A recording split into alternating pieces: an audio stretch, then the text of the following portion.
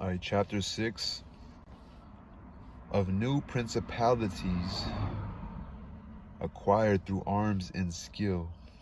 No one will be surprised if I cite a few eminent examples in speaking of principalities that are completely new in both province. No one will be surprised if I cite a few eminent examples in speaking of principalities that are completely new in both prince and government. Men will always follow paths beaten by others and proceed in their actions by imitation. But as they are rarely able to keep to these paths or to match the skill of those they imitate, a prudent man should always set out on paths beaten by those who are truly great and worthy of imitation. This way, even if his own skill does not attain the same heights, he can at least expect to achieve some of the effect. A wise archer, for instance, will perceive that the distance of the target he intends to hit is too far off, and knowing the extent of his bow's capacity will aim quite a bit higher, not so that he will reach that height with his arrow, but so that he will gain his objective by aiming above it. The point I wish to make is that maintaining a principality that is entirely new, where there is a new prince, depends entirely on the skill of that prince. And because turning from a private citizen to a prince presupposes skill or good fortune, it would seem that either of these two factors will alleviate many of the difficulties. And yet he who has relied less on good fortune to acquire his principality has a better prospect of keeping it. Things also become much easier when the new prince does not have another state and is obliged to live in his new acquisition. But to come to those who have become princes through their own skill and not through chance, I would say that foremost among them are Moses, Cyrus, Romulus, and Theseus. One ought perhaps not to count Moses, as he was a mere executor of the will of God. He must nevertheless be admired, if only for the grace that made him worthy of speaking to God. But let us consider Cyrus and the others who acquired or founded kingdoms. They are all most admirable. If one weighs their actions and the measures they took, it is clear that they are not very different from those of Moses, who had such a great preceptor watching over him. Had a great preceptor watching over him, God. If we examine their actions and lives, we see that the only gift that fortune accorded them was the opportunity that gave them the substance they could mold into any form they pleased. Without that opportunity, their skill would not have flourished, and without that skill, the opportunity would have presented itself in vain.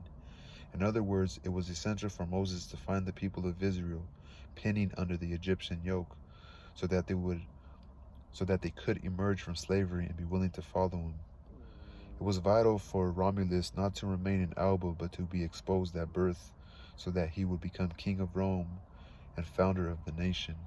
It was crucial for Cyrus to find the Persians unhappy under the empire of Medes, and for the Medes to have grown soft and effeminate from a long period of peace. Reminds me of America. Theseus could not have demonstrated his skill had he not found the Athenians dispersed. Consequently, those opportunities favored these men, and with their skill they seized the opportunity, with the result that their nations were ennobled and prospered.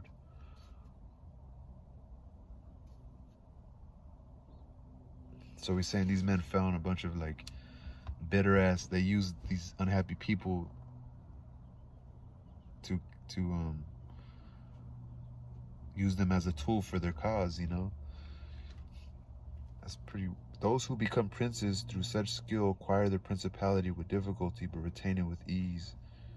It's kind of like they become like the Turks, like how he says, like one ruler with a bunch of servants, people who aren't that smart, kind of. It's kind of like this one. Like he found a bunch of people that were bitter, but needed a leader to kind of guide their thoughts and ideas and the emotions they were feeling.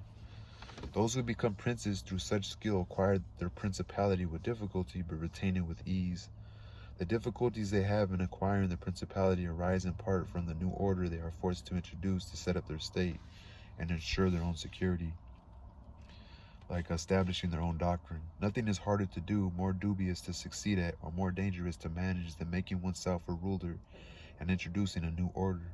This is because he who introduces a new order makes enemies of all those who have done well under the old, and finds only half-hearted defenders in the men who would do well under the new, and finds only half-hearted defenders in the men who would do well under the new.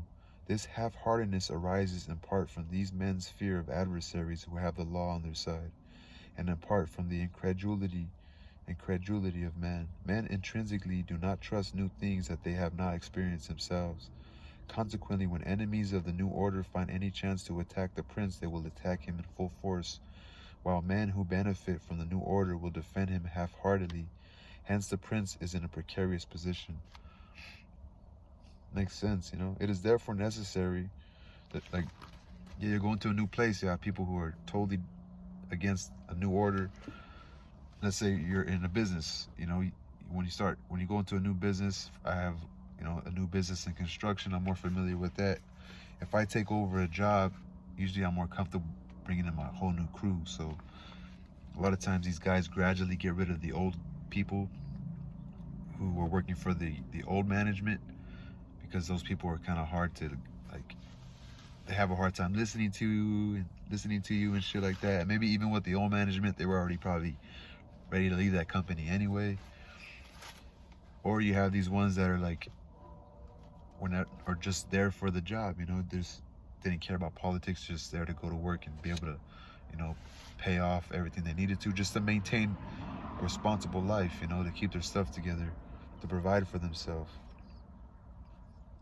But they're just like, you know, I guess they're not fully on your team, you would say. It is therefore necessary, when examining this matter, to ascertain whether the prince introducing the new order can act alone or must depend on others.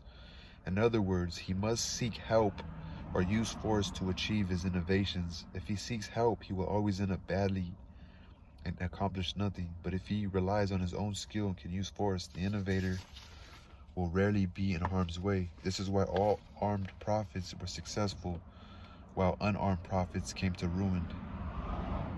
Another factor that must be considered is that a populace is always erratic. It is easy enough to win the people over, but difficult to keep their allegiance. Therefore, matters must be arranged in such a way that when the populace no longer believes, a prince can't compel them to believe by force.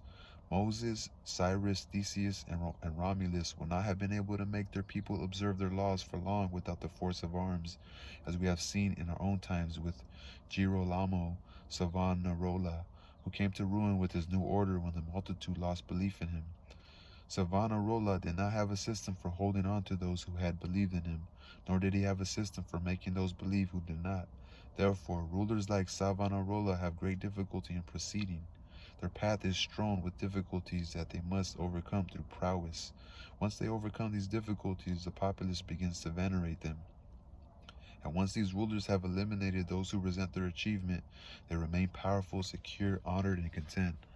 It's like once you achieve something, and once you did it like aggressively and dominantly, you gotta keep that up to continue control over it. To these illustrious examples, I would like to add a less eminent one, but one that is to some extent comparable, which might suffice for all other similar cases. It is the example of Hiero of Syracuse, who from private citizen became Prince of Syracuse. So he was like Fidel Castro or